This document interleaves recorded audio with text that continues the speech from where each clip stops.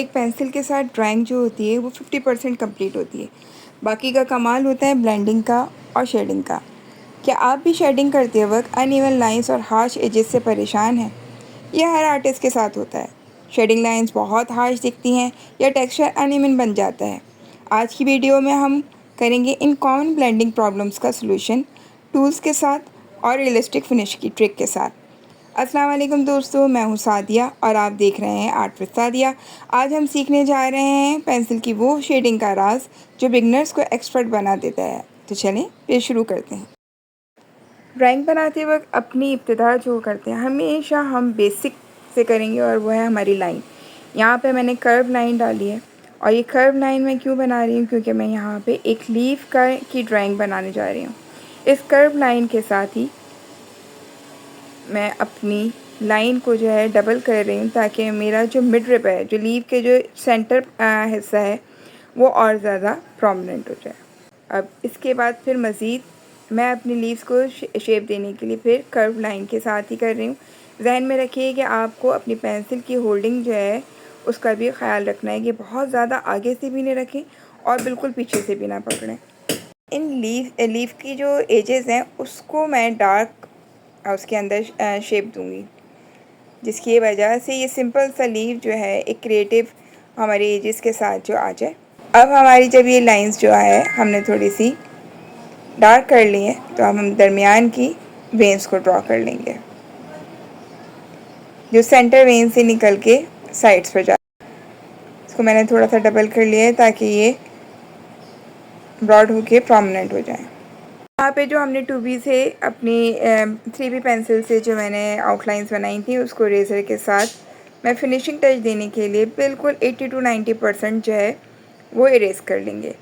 ये स्टेप करने से हमारे पास जो हमने रफ़ लाइंस के साथ ड्रॉ की थी पहली लेयर, उस लेयर को हम क्या कर लेते हैं, उसे फेड कर लेते हैं, जिसकी वजह से फिर हम दूसरी लेयर जो कर रहे होते हैं उसमें फिनिशिंग आ जाती है और हमें भी एक अच्छी आउटलाइन मिल जाती है जिसमें हम दोबारा से अपनी लाइंस को डार्क कर सकें।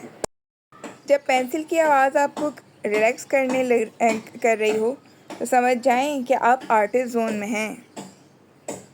अब हम अपनी इस आउटलाइन को बहुत आसानी और तेज़ी से जो है इसको हम डार्क कर लेंगे। जब ये पार्ट हमारा सारा डार्क हो जाएगा तो समझ जाएं कि हमारा ड्राइंग का बेसिक हिस्सा जो है कंप्लीट हो गया। अब हमारा स्टेप 2 शुरू होगा। ये स्टेप 1 हमने जो किया था वो 3B पेंसिल से ही किया था। अब यहाँ से हम जब ये अपनी सारी आउटलाइंस को डार्क करेंगे तो यही 3B पेंसिल, इससे हम अपनी ड्राइंग का सेकंड स्टेप शुरू करेंगे और वो स्टेप है शेडिंग। मैं यहाँ पे इस पूरे उसके अंदर पूरा इजी प्रेशर के साथ जो है मैं अपनी लीफ के अंदर शेडिंग करूँगी। उससे पहले हमेशा की तरह याद रखिए एक छोटा सा वार्म अप जो कि लाइट शेड से शुरू होकर डार्क शेड की तरफ जाता है। 3B पेंसिल के साथ मैं पूरी लीफ के अंदर जो है लाइट टोन के अंदर ही कर रही हूँ। शेडिंग का एक उसूल ये भी है कि कभी भी आप शेडिंग जो है वो डार्क से नहीं स्टार्ट करते। अगर आप डार्क से शेडिंग स्टार्ट करेंगे तो आपको लाइट टोन पे आना जो है आपके लिए मुश्किल होगा, जबकि अगर आप लाइट टोन से शुरू करेंगे तो आपके लिए डार्क टोन अचीव करना बहुत आसान और प्रोमिनेंट हो जाएगा। तो बस ये बिल्कुल लाइट प्रेशर के साथ पूरे लीफ के अंदर हमने लाइट टोन के साथ कर लिया। अब यहाँ पे एजेस के करीब जो लीव्स के जो किनारे हैं वहाँ पे इसी 3B पेंसिल से जो है मैं dark lines and dark tone से शेडिंग कर रही हूँ। ये जो डार्क टोन से शेडिंग है वही हमारी लीफ के अंदर जो है वो एक बैलेंस लेकर आती है। ये लाइट और डार्क का जो एलिमेंट है ना वही हमारी ड्राइंग को जो है एक आर्ट वर्क के अंदर चेंज करता है। जिस तरह से हमने एलिमेंट ऑफ आर्ट किए थे, बेसिक एलिमेंट ऑफ आर्ट्स के अंदर लाइट एंड डार्क शेडो का जो है बैलेंस में होना उसको वैल्यू देता है। आहिस्ता आहिस्ता मैं अपनी पेंसिल से जो है ये सारी चीज़ों को कर रही हूँ।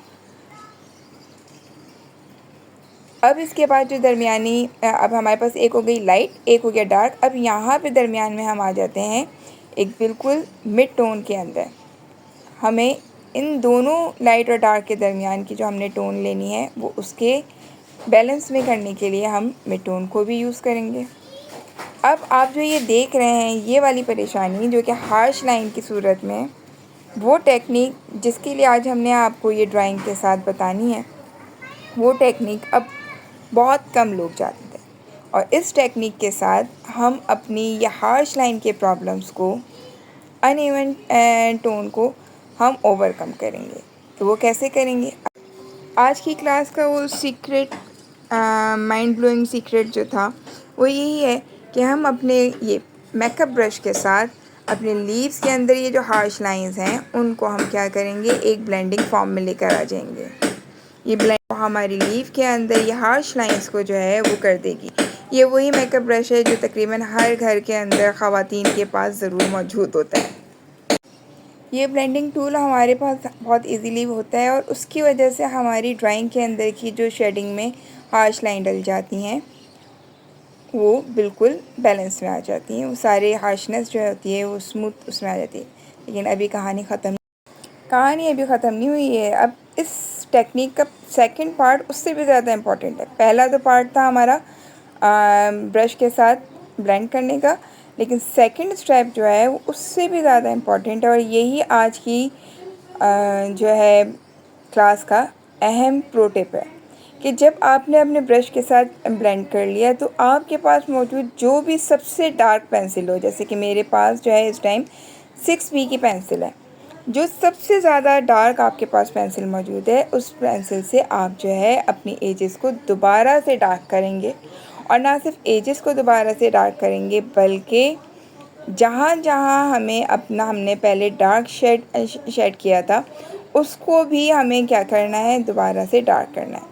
लेकिन अब इस पेंसिल के साथ जो हम ये शेड डार्क देंगे उसमें इस बात का हमें ख़्याल रखना होगा कि हमारे पास जो स्ट्रोक्स होंगे वो बिल्कुल ब्लेंडेड हों, बिल्कुल मर्ज हुए में हों, वो स्ट्रोक हमारे अलग से प्रोमिनेंट नज़र ना आएंगे।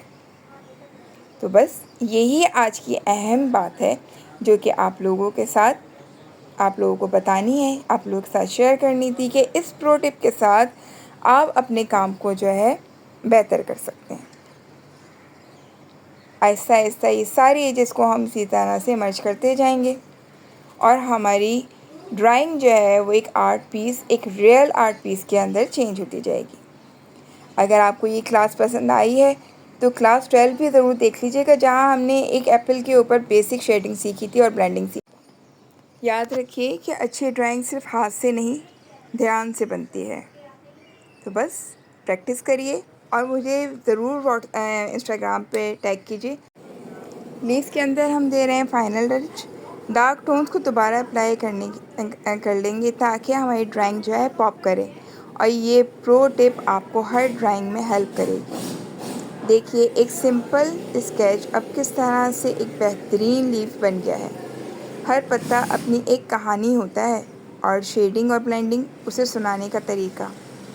आपको सबसे ज़्यादा मज़ा किस स्टेप में आया? स्टेप 1 ड्राइंग में, स्टेप 2 शेडिंग में या स्टेप 3 ब्लेंडिंग? कमेंट में आप मुझे ज़रूर बताइएगा। लाइक करें अगर आपको इस वीडियो को देखने में कुछ नया सीखने को मिला होगा। और क्लास 14 हम सीखेंगे और कुछ रियलिस्टिक शेडिंग और उसकी टिप्स, जहाँ टेक्सचर और कंट्रास्ट का असली इम्तिहान होगा। अगर आपको ये वीडियो पसंद आई है तो लाइक ज़रूर कीजिए, शेयर कीजिए। आज हमने जो देखा कि ब्लेंडिंग कोई मुश्किल काम है, सिर्फ टूल, थोड़ा पेशेंस और लेयरिंग का मैजिक।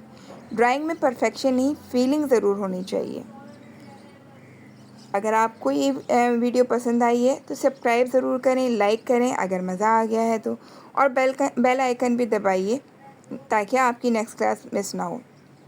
अब तक के लिए हमारे साथ बने रहने के लिए थैंक्स फॉर वॉचिंग। अल्लाह हाफ़िज़।